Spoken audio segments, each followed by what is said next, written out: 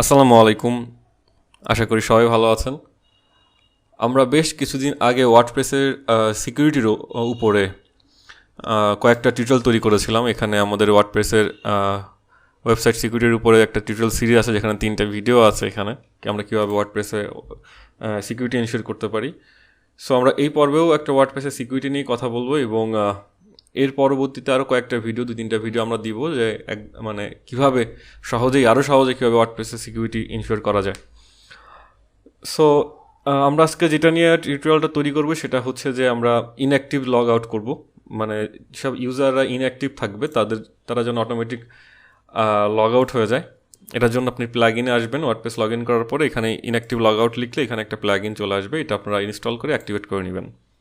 So এইটা install হওয়ার পরে, মানে অ্যাক্টিভ হওয়ার পরে আমাদের এখান থেকে কনফিগার করতে হবে। তো কনফিগার করার পরে আমরা এখানে অনেকগুলো বিষয় দেখতে পারবো, যে আমরা যখন এটা লগ আউট হয়ে যাবে তখন কি মেসেজ দিবে, এবং কতক্ষণ পর ইনঅ্যাক্টিভ থাকলে, যখন আপনি ইনঅ্যাক্টিভ থাকবেন সেটা কতক্ষণ পর এটা লগ আউট হবে, এবং কোনো পপ আপ দেবে কি না, এটা কাউন্ট ডাউন করবে কি না, এই জিনিসগুলো এখান থেকে ডিসাইড করা যায়। আরও বেশ কিছু বিষয় আছে। যদি আপনি চান যে রিডিরেক্ট করবেন, কোন পেজে রিডিরেক্ট করবেন লগ আউটের পরে, সেটা আপনি এখান থেকে দিয়ে দিতে পারবেন। সো এখানে আরও বেশ কিছু অপশন আছে, আপনারা চাইলে এগুলো ইউজ করতে পারেন। এখানে ইনঅ্যাক্টিভ লগ আউট বলছে যে যখন আপনি কাজ করবেন না, দেখা যাচ্ছে যে আপনি ওয়েবসাইটের মধ্যে কোনো অ্যাক্টিভিটি নাই আপনার 10 মিনিট বা 15 মিনিট, তো তখন এই 15 মিনিট পরে যদি কোনো অ্যাক্টিভিটি না থাকে সেটা অটোমেটিক এটা লগ আউট হয়ে যাবে। এখানে আরেকটা বিষয় আছে, যেটা হচ্ছে রোল বেসড টাইম আউট। এখানে গেলে আমরা এখানে মাল্টি রোল টাইম আউট করতে পারি।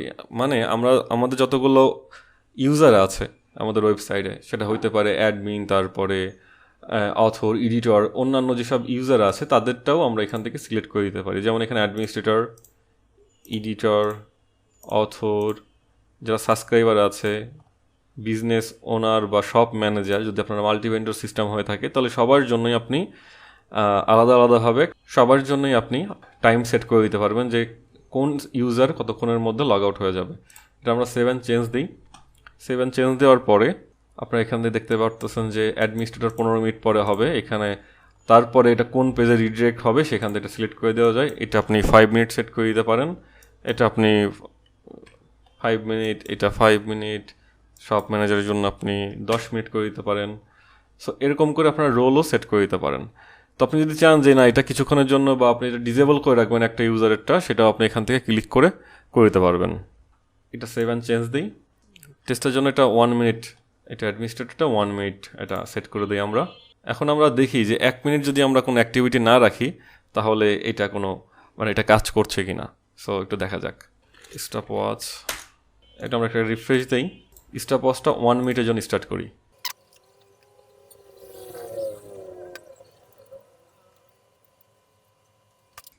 ওয়ান মিনিট হয়ে গিয়েছে, এখন দেখা যাক।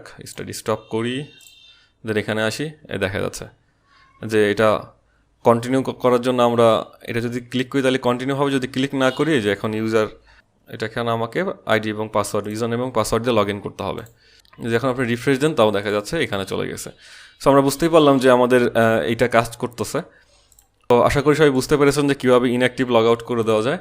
আশা করি টিউটোরিয়াল সবার জন্য কাজে লাগবে। টিউটোরিয়ালটি ভালো লাগলে সবাই সাবস্ক্রাইব করে পাশে থাকবেন। আসসালামু আলাইকুম।